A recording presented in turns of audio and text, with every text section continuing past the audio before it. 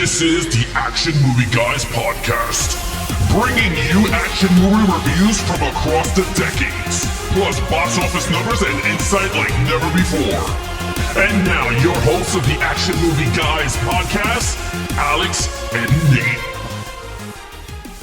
Welcome, everyone, to a brand new episode of the Action Movie Guys podcast, episode 163. We are starting the Roger Moore watch through. That's right. So with that said, I'm your host, Alex Figueroa. My co-host is Nate from Netflix Reviews. We're going to start it off with the 1973 film that started the Roger Moore as 007 after Sean Connery left with Diamonds Are Forever, I believe, with Live and Let Die. So Nate, I know this is the first time you're watching it, so I'm not even going to ask you how long has it been.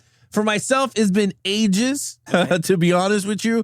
I don't like watching the older ones. For some reason, everyone knows I'm a big Pierce Brosnan and now Daniel Craig because it's our modern version of Bond. But Roger Moore, Sean Connery, we'll get to those in a bit. But in terms of this film, one of my favorites when I saw it at the time, right? Once we rewatch it, it's just a little hint there. Once we rewatch it, is it still hold up for me or not? But there's a lot of funny stuff about this movie that I want to sit down and talk. And that's the thing I love about this podcast is that once you start to break it down in categories, it makes the rewatching a little bit more interesting than when you watched it, right? Not only that, the other thing about this podcast is I honestly had no interest in ever going back and watching these. Right. Like I've seen the Brosnan ones because they came out when I was alive. I've seen the Daniel Craig ones because they came out when I was alive. I never had an interest to really go back and, as much as I love film, I was never like, oh, I really want to see all the Roger Moore Bond films. But now I'm going to, so I'm very excited. It's going to be fun. It's going to be fun. But again,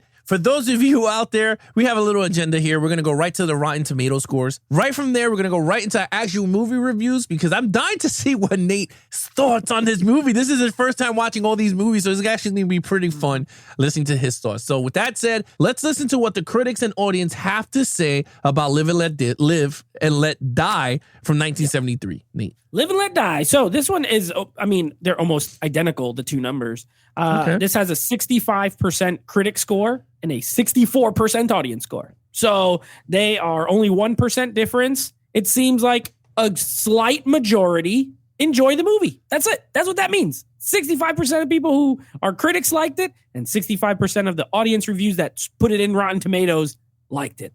So not bad. Not like amazing, but not bad. It's positive. Well, you got to think about it. This is his first movie wearing the suit. So sometime, again, we didn't live through the era of Sean Connery, George LeBiz, so we really don't know the switching of the suits. What was the press like at that time? Now, also though, comparing this like when we finished Connery, each one's first one. Yeah, I got some things to say about this one as far as a first one compared to Brosnan and Craig, which we did. Well, that's one show I would like to do. I don't know if we should do it as a podcast. I think maybe we should do it as a live show. Is bring up each of the first Bond movies since you've seen them now for the first time. It's actually going to be pretty interesting to sit down and actually break down each of those films and their iconic roles as James Bond. So with that said, let's get right into the actual movie review of Live and Let Die from 1973. But let's start it off first with the opening title. So this is a new topic that we bring in, a new category, is opening sequence, meaning the music and the video sequence that's right behind it. So Nate, take it away. So when we get to the Bond films, they have a staple, cold open, opening credits, titles, movie, opening titles here. Okay, so it's the song. Of course, these songs are pretty much, not always, but 85% of the time they are the name of the movie. So Live and Let Die is the name of the song, performed by Paul McCartney and the band Wings. Yep. Okay. This song is pretty good. Now, it's pretty good. I don't like the slow parts. I don't like the change of pace. It's like kind of drastic. But that being said, it's very iconic. I've never seen this movie in my life, and I've heard this song before. So I will, you have to give it credit for that. So as far as the song goes, I think, Paul McCartney is a good choice. He's a Beatle. He's British. There's a Bond movie. It works. But I love the big, like, kind of, I know it's a band playing, but it's almost like this big orchestral sounding. That part. It's awesome. It gets you really hyped to watch the movie, to be honest. I give the song a 5. The credits, actually, when you're watching them, I'm like, what the hell is happening? There's like freaking skulls and fire, and there's like chicks. I mean, which is kind of all the same, but it's a lot darker, kind of like voodoo-ish. And then it looks like what's this guy, Kamala from WWF back in the 80s? Like Kamala pops up in there, like the Ugandan giant. I'm like, what is happening? And then when you watch the movie in retrospect, the credits actually are really tie to the movie. Yeah. I'm gonna give this opening a 5. I think the whole opening, the visuals tie to the movie, and the song is actually really good and memorable. It's very memorable. There's no way once you hear it, it will be in your head. And they tie the music into the movie, which I like. So I'll give it a 5. Yeah, I kind of agree with you. This movie was this song by Paul McCartney, Live and Let Die, was remade by Guns N' Roses. Ooh. And it is amazing. I'm gonna be honest with you. But it's actually really good. It's a really good song. I agree. The song is amazing. See, one thing 007 franchise does very well is that they get some really good artists to sing their opening titles.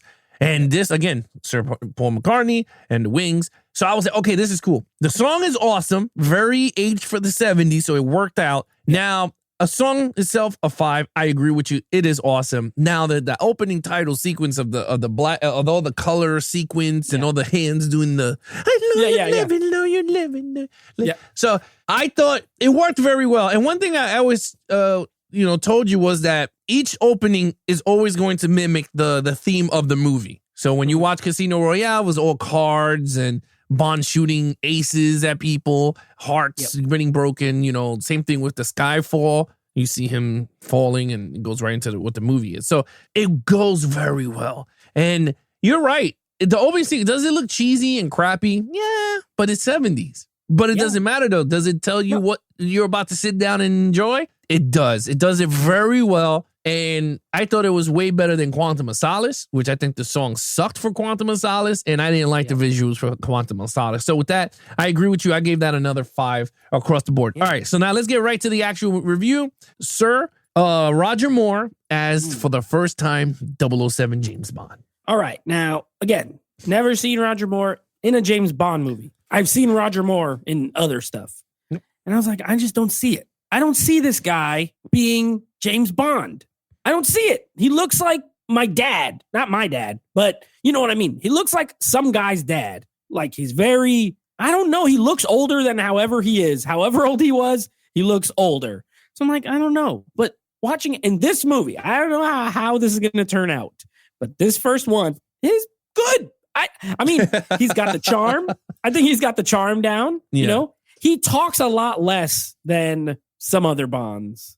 You know what I mean? Like he's a little more, not that Bond is such a talkative character, but he talks a little bit less. He's a little more stoic, although this one is kind of humorous. So he has some he talks a lot of one-liners in this movie. Yep. Like half of his dialogue is like one-liners after something crazy happens. But I thought he delivered it well. He's very British. So he's got that, he's got that down. I don't love how he is with the women in the movie, especially the one in the hotel room, the black girl. It's a little weird. Like it's a little creepy the way he puts his hands on her shoulders. And I'm like, what is this? And it's not even like watching it through a modern lens. Like just even at the time, it was a little weird. But other than her, the rest of them, it wasn't too bad. But the point is, I bought it for the most part. Besides that scene, how is he in the action? That's where I really I'm like, I don't know about this. I do not know about this guy in these action scenes. I guess he does okay, but I guess also that there's a lot of body doubles, and when it is him, kind of goes slow. He does, Now this is older. I do watch this. This is a lot of karate chop and kick and stuff. I'm gonna give him a 4. I thought he was good. I did not think he's a bad. Well, in this movie, he's not a bad James Bond. He doesn't have the the aggression of a Daniel Craig, and he doesn't have the smoothness of Pierce Brosnan. But he's not far off from the Brosnan. He's more of a Brosnan style, in my opinion. And he's not as good, but he's not way below. So I give him a 4. Yeah, I agree with you. I gave him a 4 myself. I didn't give him a 5 because rewatching it, does he look like Bond? Yes, he does. He's a really good looking dude. I was like, okay. He's a handsome guy, When you see him, you go, wow, he's handsome. His British accent is awesome. I think out of all the Bonds, he has he's like the most deepest British accent known to me. Like he fits it, right? Because Sean Connery's Scottish. So and Brosnan's Irish. Yeah, he's Irish. So he's faking it. This dude is like the most legit British accent you're going to get as a Bond, right? Yeah. Oh, and then Daniel Craig, but I think he's faking it too, right? He's not British. Maybe. I don't believe Dalton's was good, though. Dalton was good. Very theatrical. Yeah, but this one felt natural British. Yeah. So, and it worked. You're right. The script wise, did it land with me in terms of his here and there? I mean, wait till you see Sean Connery. If you have problems with how he treats the women in this one, wait till you see that one, because it's 10 times worse. You're going to be like, I don't like this. I do enjoy him. He has a charm to him. You're right. Pierce Brosnan was just straight sexy. Like, I would have slept with him. Like, you know what? But he has... Yeah, but this one, he has the charm. He has charisma. He has you're right. He has all the tons of one-liners. And to me, that's where it hurts me a lot. It's just, you're going to see, he has a lot of one-liners, and I think you're going to get tired of him the more you keep watching him. But for me, first outing as 007 worked out great. To me, it was a perfect number one for me. So 4 across the board. Main villain, Mr. Big, and Kananga. Yaphet Kotto. Now, I'll be honest. When I'm scoring this movie, I'm watching this movie. I'm sitting in my where did I watch this? I watched this in my room. I'm sitting in my bed, watching this movie, and I'm watching it with the podcast in mind. I mean, I can watch a movie and enjoy, and I can also have the critical. And I'm liking Roger Moore. You know what else I'm liking? I'm liking this Kananga character. I like him.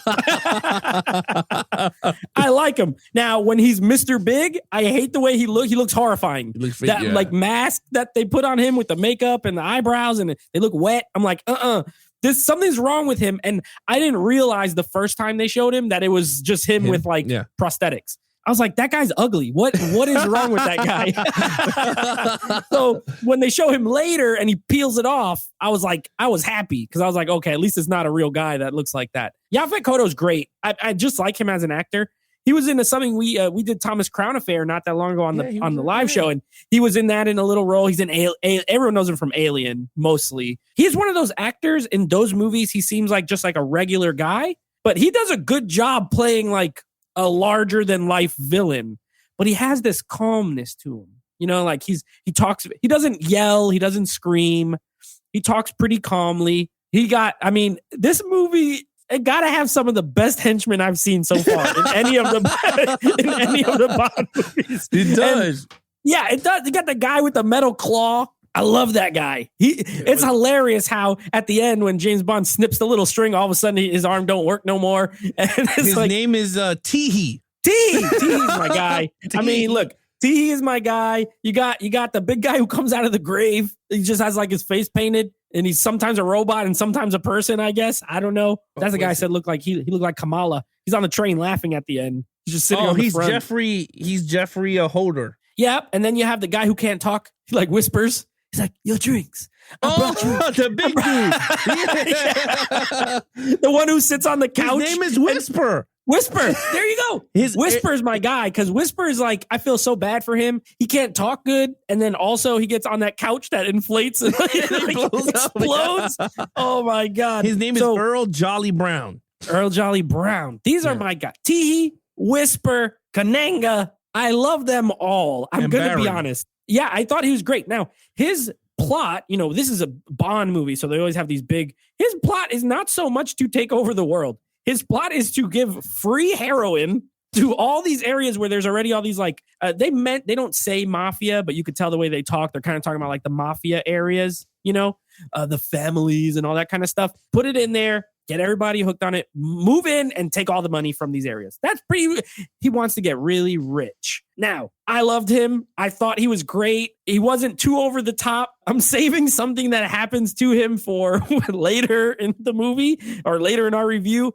But I enjoyed him. I actually thought he was great. And his henchmen elevate him to me. Like, it makes him even better. I'm going to give him a 5. I really liked him. Nice.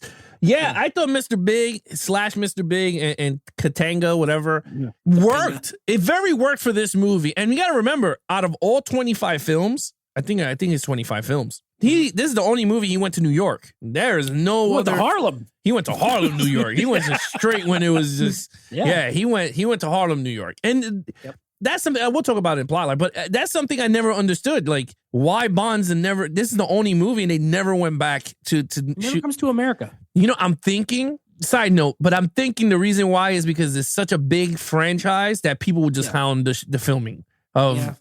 You know what I mean? And plus, it's such a worldwide movie that they just go everywhere.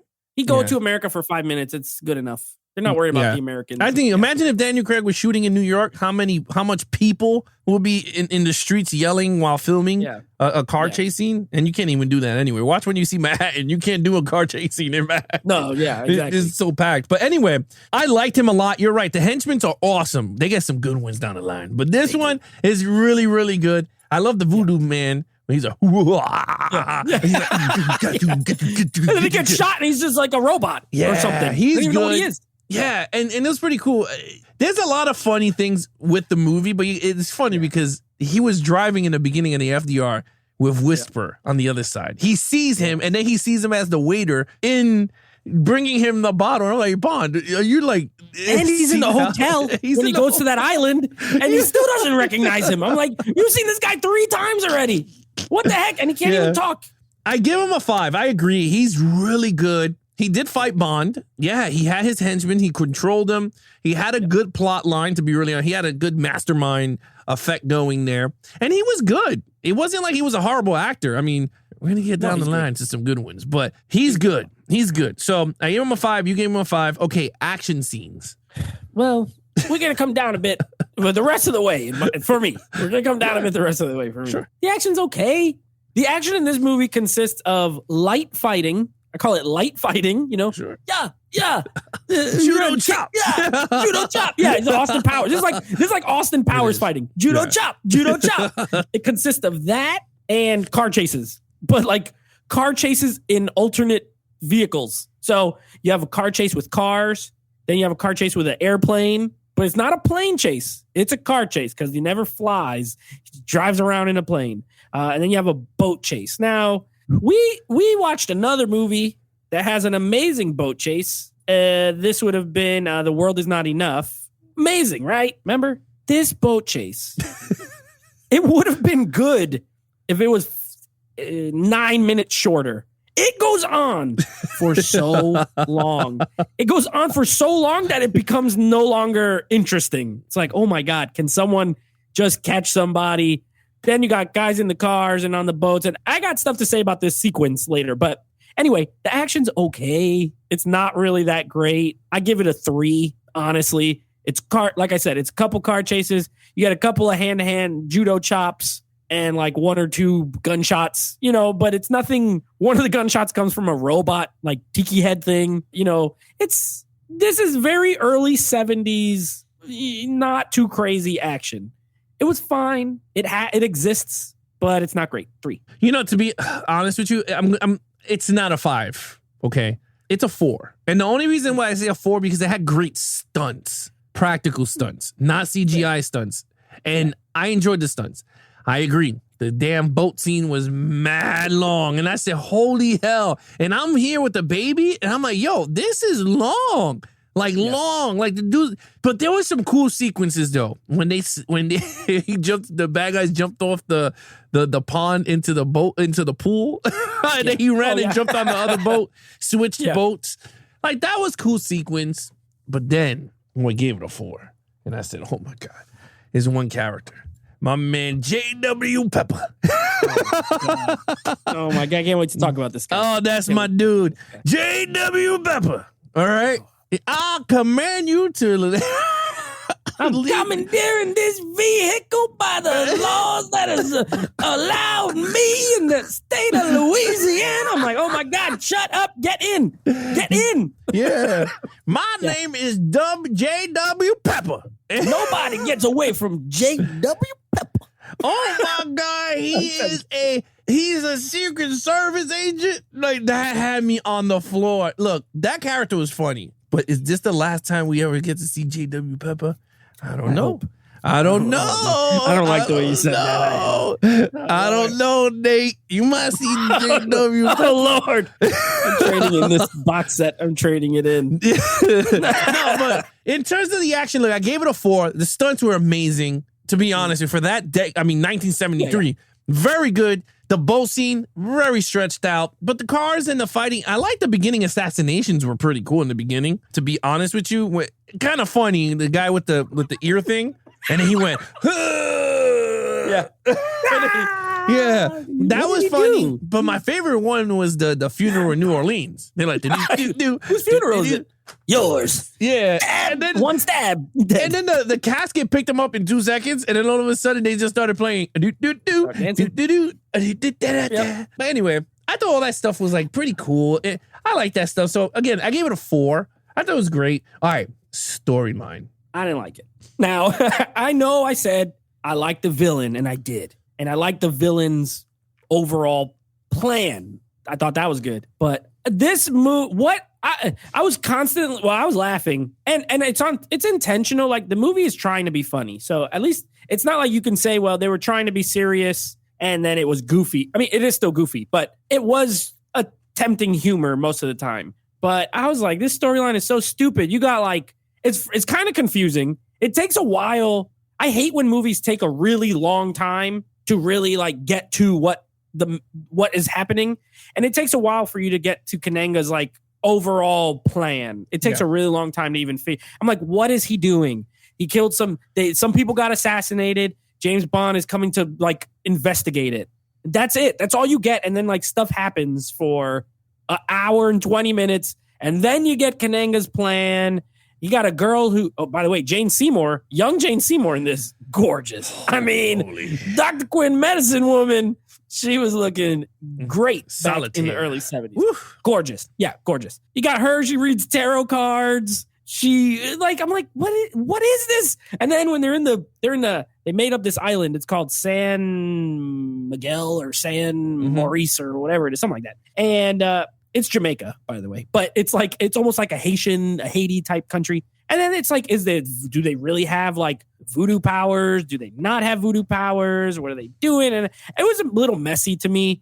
I didn't like it. I thought overall the storyline is one of the weakest parts of this movie because I think the performance of the lead is good. I think the villain is good.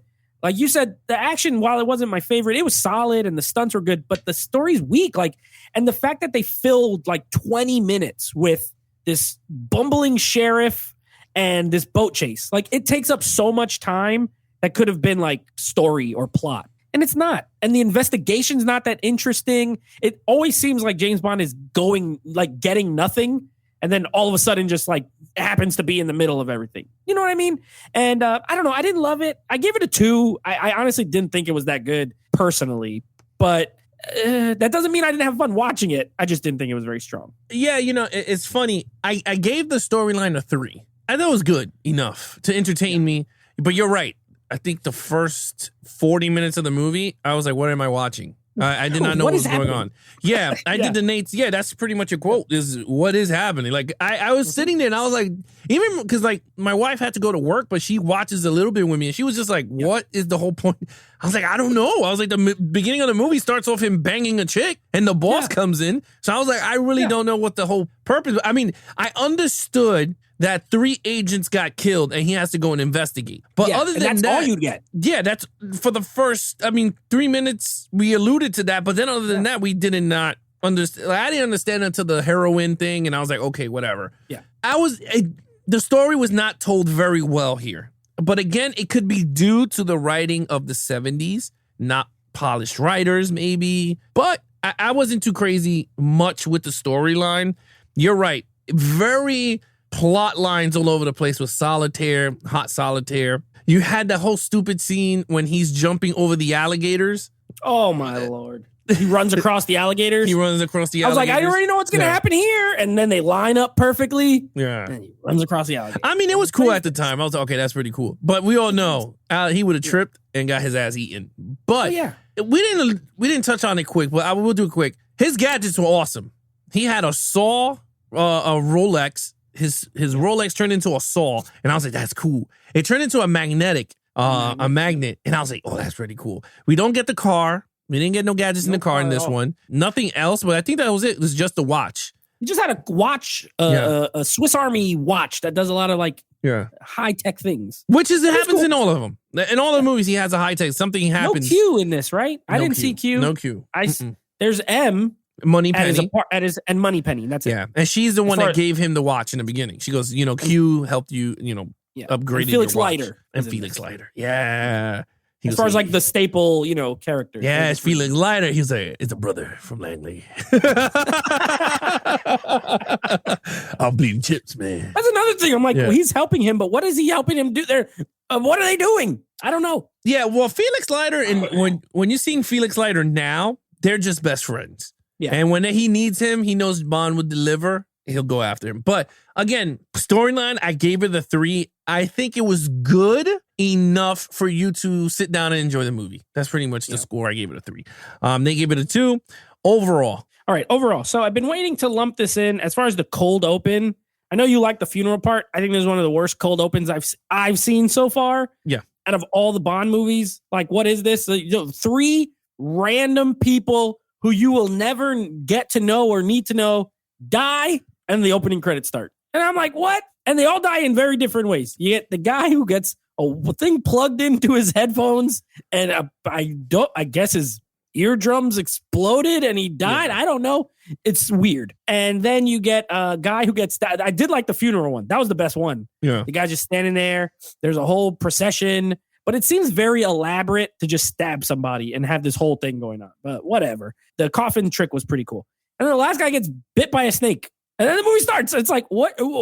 How did that guy get there? Why did he get there? They don't really explain it. It was pretty dumb. Okay, overall, it was entertaining. I thought this movie was entertaining. Like, I only got bored during the boat chase. I was never bored. Even when I didn't really know what was happening, it was still like entertaining. I like the settings. I like the locations. They're different from anything that, that we've reviewed so far. You get like an island, like a tropical island type setting. And then New York, he goes to Harlem. It was cool to see Bond in America, period. Yeah. And the Bond girl is great in this, Solitaire. She's gorgeous with a good performance too. Like she was interesting enough. She, I think she fell in love with James like too easy. Like, oh, he flipped the card over and it's like the lovers. And that's it. She just loves him. Like, what? That's it? But whatever. But a good villain. A good performance, good music, though. The score in this is really good because, like I said, they incorporated the theme song a lot into the score. Yeah. And it makes for some lively, scenes. So while the storyline's pretty bad and the action's just okay for me, I gave it a 3. I think it's good. I could not give this a 4. Like, it's not like great. I was entertained. It's definitely goofy. Oh, what I wanted to say, what I was waiting for. The end of this movie. Kananga and James Bond are fighting in like a shark lair. This guy has a lair with sharks. And this is the kind of thing, like, this got to be the inspiration for a lot of like Austin Powers jokes. Yeah. Where they're talking about like putting the sharks with the lasers and I'm like, this is it. This is where they get this from because this guy, he got this little like, I can't wait. He got this little like dart. He got this little dart that makes things like expand. So he shoots the couch and my man Whisper gets like just folded into it and it explodes. So funny. I laughed so hard. Then you fight James Bond. He does this weird thing like this with his fighting him and I started laughing. He attacks him with the knife and then they fall in the water and then James Bond sticks him with this thing. His whole body inflates like a balloon. Like, human can't do this, but he turns into a balloon and he flies out of the water all puffy and he hits the ceiling and blows up. And I lost my mind. I was laughing so hard. I was cracking up, but also I was like, that's the worst ending to a villain fight I ever saw. And then my man with the metal arm lasted longer. He ends up being like really the last fight on the train, which was also pretty funny. So I gave it a 3. I think it's entertaining, but there's so much goofy stuff that I could never be like, this is a great Bond movie. Yeah, no. I agree with you. I gave it a 3.5. I mean, you said everything. I gave it a 3.5. Yes, the movie has a lot of strong points you would enjoy. Good villain, good Bond, great Bond girl. You get your gadgets, which is only his watch. And this movie alone, other movies, you get the cars, you get everything. but like they're starting it off slow. So they gave you the watch. You get scenery, like you said, but it does lack in a lot of other stuff. I just felt like the storyline was not told very well, honestly. I felt like the villains at times were kind of cartoony, to be honest with you. And then you had some, like, you could have cut this movie down by a lot if it wasn't for the chase scenes, the stupid alligator jump, him destroying the heroin plant, which I was like, okay, this is cool, but that building was not like the manufacturing area for heroin. It was, I mean, I understand it was the lab. He was blowing up the lab, but because that's what developed into the boat chase. And I was like, oh God. Yeah. It just everything takes so long to build up. It took so long. Yeah. I agree. And honestly, is it great? No, it's not a great movie, but it was fun. It was a good entry to Roger Moore. I enjoyed it. I liked it. I thought it was a good movie. I gave it a 3.5, like I said. I can't wait for it in 4K. I mean, I can't wait for all of them in 4K. But yeah, 3.5. All right, total points. I would definitely watch this again, by the way. Don't get me wrong. Like, I'm scoring it critically, but I had a good time and I laughed a lot. So I would definitely watch it again. Overall, or total points, a 17 out of a 25 for me. My total points is 18.5 out of 25. Nice. So we were pretty close. Yeah. No, I mean, I'm happy that you like this one. Because I had a good time. Yeah, I mean, I'm telling you, Moonraker. I wouldn't rank it as far as first ones. I wouldn't rank it with GoldenEye or Casino Royale. Yeah. But I probably liked it as much or better than the Dalton one. Like, that one's different, but this one was more this one had more entertainment value to me. So it was not bad. Middle. If you're in the middle, you could do worse. I wouldn't put it. It's probably not last. I think it's better than Dalton's. So I agree. To be honest with you, this was more memorable than Living Daylight. I don't remember. Yeah, because I barely even remember what happens in that movie, to be honest. Yeah, I just remember he's in Africa. Right. I mean, not Africa. He's in Afghanistan. Yeah, and it has that Aha song at the beginning. The Aha song in the beginning. Okay, that's all I remember. With that said, Nate, what's coming up next? Excuse me.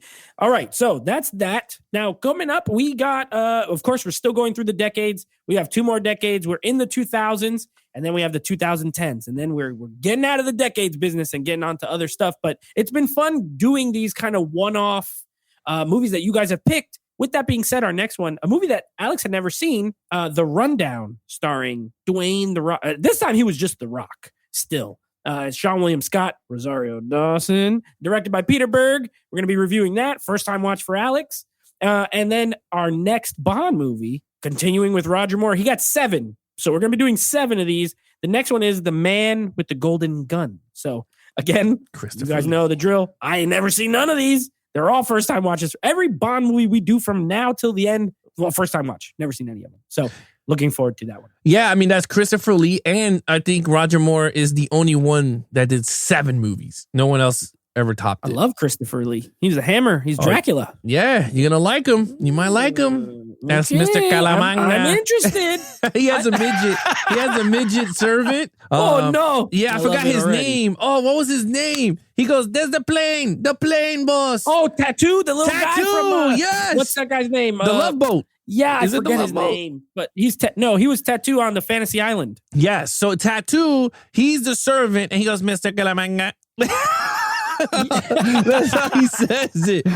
He goes, okay. I want to watch it now. Yeah, he goes, I'm going to wait, so it could be fresh, but I want to watch it now. You're going to like it. Christopher Lee is like a circus shooter. So he's like a trick shot guy. Okay. And his Golden Gun? He's the Golden Gun. Yeah. So he one shot to kill, and then he pays you to see if you could kill him, and he puts you to this whole maze in his island. You might like it. I think you might like it. To be honest, this is my favorite one. The Golden Gun is the best gun in the GoldenEye game on N64. Well, then you're gonna see why. So. You're gonna see why. He's good with the gun. I'm hype. Yeah, you're gonna like it. And it has Octopussy, the chick that plays Octopussy. You don't know who that is, but you'll see. No idea. I'll show you the characters, and then you go, oh, okay, for later down in the road movies. Okay, so with that said, you guys want to follow us in our social media accounts, please follow Nate over on Instagram at NateFlix Reviews. Check out the podcast with him and his friends called NateFlix Movie Reviews. Anything Geeks and Flicks, head over to youtube.com/Geeks and Flicks for all the video versions of the podcast. If not, head over to our official website at www.geeksandflicks.com.